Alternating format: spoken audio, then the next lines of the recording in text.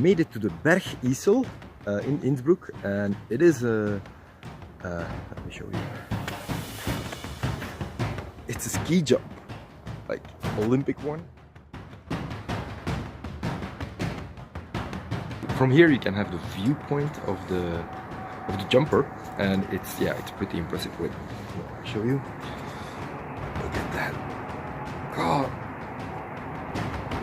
can you imagine? You just down here, you just let go and wow, cojones, that's what you need. Since it's never just a visit at a place, so at Bergisel I have to go sit right there.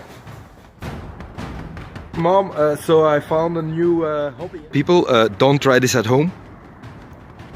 It was my first ski jumping experience with Martin, and look, this is him jumping.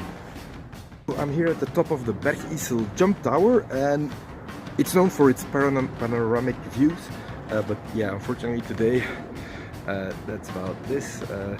As we say in Dutch, erg de soep. Anyway, yeah, next time.